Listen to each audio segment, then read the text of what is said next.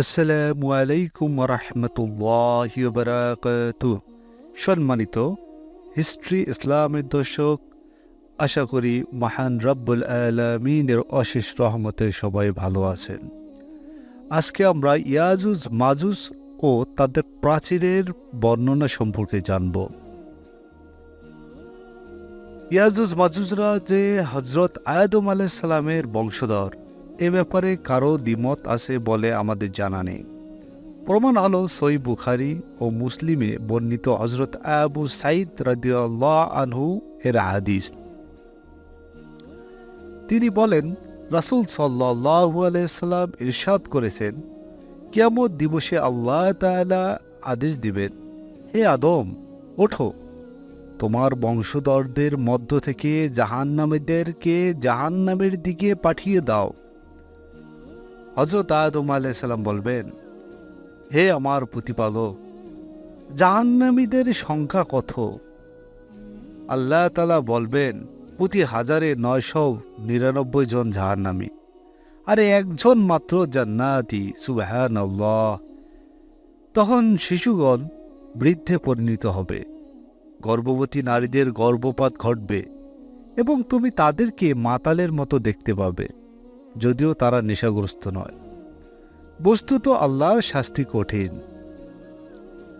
সাহাবীগণ বললেন, ইয়া রাসূলুল্লাহ, আমাদের মতে সে একজন কে হবে?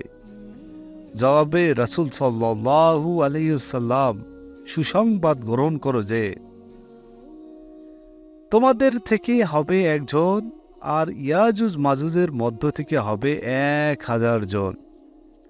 অপর বর্ণনায় এসেছে যে সুসংবাদ গ্রহণ করো, তোমাদের মধ্যে দুটো দল রয়েছে, সে দুটো দল যেখানে যাবে সেখানে সংখ্যাধিক্য হবে। এটি প্রমাণ করে যে ইয়াজুজ মাজুজের সংখ্যা অত্যাধিক এবং তারা সাধারণ মানুষের চাইতে অনেক গুণ বেশি। দ্বিতীয় কথা হলো, তারা হযরত নূহ আলাইহিস সালামের বংশধর, কারণ জগৎবাসীর উদ্দেশ্যে হযরত নূহ আলাইহিস সালাম যে দোয়া করেছিলেন, সে দোয়াটি হচ্ছে, হে আমার প্রতিপালক, পৃথিবীতে কাফিরদের মধ্য হতে কোনো গৃহবাসীকে অব্যাহতি দিবেন না। আল্লাহ তাআলা কবুল করেছেন বলে জানিয়েছেন। আবার আল্লাহ তাআলা বলেছেন, তারপর আমি তাকে এবং নৌকায় আরোহণকারীদেরকে রক্ষা করেছি। আল্লাহ তাআলা আরও বলেন, তার বংশধরদেরকেই আমি বিদ্যমান রেখেছি বংশ পরম্পরায়। মুসনাদ ও সুনান এর বরাতে ইতিপূর্বে আলোচিত হয়েছে যে হযরত নূহ আলাইহিস সালাম এর ৩ পুত্র ছিলেন, সাম, হাম ও ইয়াফিস। তাদের মধ্যে সাম হচ্ছেন আরবদের পূর্বপুরুষ, হাম সুদানীদের পূর্বপুরুষ এবং ইয়াফিস তুর্কিদের পূর্বপুরুষ। সুতরাং ইয়াজুজ মাজুজ তুর্কিদেরই গোত্র। এরা মঙ্গল সম্প্রদায়ভুক্ত।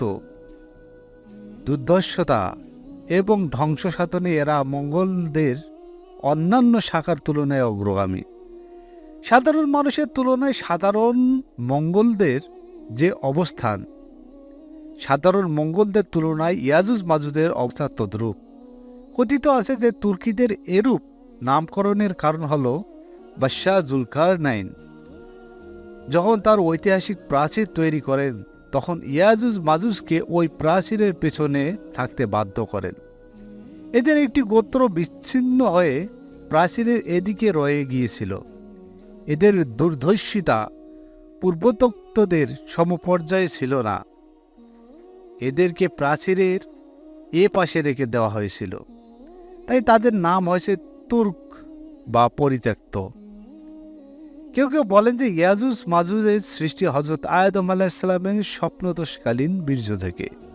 ওই বীর্য মাটির সাথে মিলিত হয় এবং তা থেকে তাদেরকে সৃষ্টি করা হয়েছিল। তারা হযরত হাওয়া আলাইহিস সালামের গর্ভজাত সন্তান নয়। শায়েখ আবু জাকারিয়া নববী সহিহ মুসলিমের ভাষ্য গ্রন্থ ও অন্যান্য গ্রন্থে এ বক্তব্য উদ্ধৃত করেছেন এবং এ বক্তব্য যথার্থভাবে দুর্বল বলে অভিমত প্রকাশ করেছেন, কারণ এর পক্ষে কোনো দলিল প্রমাণ নেই। সুতরাং কুরআনের আয়াত দ্বারা আমরা যা প্রমাণ করেছি যে এ যুগের সকল মানুষের নূহ আলাইহিস সালামের বংশধর। উপরোক্ত বক্তব্য তার বিপরীত। যারা এ ধারণা পোষণ করেন যে ইয়াজুজ মাজুজের অববায় বিভিন্ন প্রকারের এবং শারীরিক দৈর্ঘ্য তাদের মধ্যে পরস্পরের ব্যবধান বিস্তৃত, কথিত হল সুদীর্ঘ খেজুরের গাছের মতো, আর কতক একেবারে খাটো। তাদের কতক এমন যে এক কান বিছে অপর কান দিয়ে নিজেকে ঢেকে নেয়। এসব উক্তির কোনো প্রমাণ নেই, এগুলো নেহাতে কাল্পনিক উক্তি। সঠিক মত হলো এই যে তারা হযরত আদম আলাইহিস সালামের বংশধর এবং তাদের আকৃতি প্রকৃতি ও সাধারণ মানুষের ন্যায়। নবী করিম সাল্লাল্লাহু আলাইহি সাল্লাম বলেন, আল্লাহ তাআলা হযরত আদম আলাইহিস সালামকে সৃষ্টি করেছেন। হযরত আদম আলাইহিস সালামের দৈর্ঘ্য ছিল 60 হাত। তারপর মানুষ ক্রমান্বয়ে খাটো হতে হতে বর্তমান পর্যায়ে এসে পৌঁছেছে। এ বিষয়ে এটি চূড়ান্ত ফয়সালা। কেউ কেউ যে বলেন ওদের একজনের ঔরসে 1000 জন সন্তান জন্মগ্রহণ না করা পর্যন্ত তার মৃত্যু হয় না। এ বর্ণনা যদি বিশুদ্ধ প্রমাণিত হয় তবে আমরা মানব, তা না হলেও আমরা এটি প্রত্যাখ্যান করব না, কারণ বিবেক বুদ্ধি এবং রেওয়ায়াতের আলোকে এমনটি হওয়াই সম্ভব। আল্লাহ সর্বজ্ঞ। অবশ্য এ ব্যাপারে একটি হাদিসও রয়েছে, তবে তা প্রমাণ সাপেক্ষ। আল্লামা তাবারানীর বর্ণনা করেন, নবী করিম সাল্লাল্লাহু আলাইহি সাল্লাম থেকে বর্ণিত আছে যে তিনি বলেন, ইয়াজুজ মাজুজ হযরত আদম আলাইহিস সালামের বংশধর। তাদেরকে ছেড়ে দেওয়া হলে মানব জাতির জীবন যাপনে ধ্বংস করে দিত। 1000 কিংবা ততোধিক সন্তানের জন্ম না দেওয়া পর্যন্ত তাদের কোনো পুরুষের মৃত্যু হয় না। ওদের পশ্চাতে রয়েছে 3টি দল, তাবিল, তারিক ও মানসাক। এটি একটি চূড়ান্ত গরীব পর্যায়ের হাদিস। এ সনদ দুর্বল এবং এতে অগ্রহণযোগ্য বর্ণনাকারী রয়েছে। ইবন জারি রাহমাতুল্লাহ আলাইহি তার ইতিহাস গ্রন্থে এ মর্মে একটি হাদিস উল্লেখ করেছেন যে মিরাজের রাতে রাসূল সাল্লাল্লাহু আলাইহি সাল্লামে ওদের নিকট গিয়েছিলেন এবং তাদেরকে আল্লাহর পথে আসার দাওয়াত দিয়েছিলেন। তারা তার ডাকে সাড়া দেননি এবং তার অনুসরণ করেননি। তিনি তখনকার ওই উম্মতদেরকে দাওয়াত দিয়েছিলেন, এরা তার আহ্বানে সাড়া দিয়েছিল। মূলত এটি একটি জাল হাদিস। এই আবু নুআম আমর ইবন সুবহার গড়া জাল হাদিস বর্ণনা করেছেন। মিথ্যা হাদিস রচনা স্বীকারোক্তিকারীদের সে অন্যতম।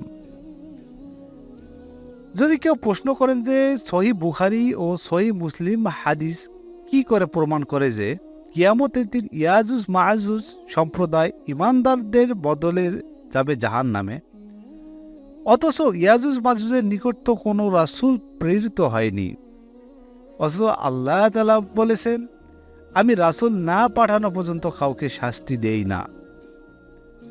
সম্মানিত হিস্ট্রি ইসলামের দর্শক, পরবর্তী পার্ট জানতে হলে অবশ্যই পরবর্তী পার্টের জন্য অপেক্ষা করবেন। আর বিশেষ করে যারা ফেসবুক পেজ থেকে দেখছেন অবশ্যই লাইক অ্যান্ড শেয়ার করবেন। যারা আমার ইউটিউব চ্যানেল থেকে দেখছেন অবশ্যই চ্যানেলটি সাবস্ক্রাইব করবেন।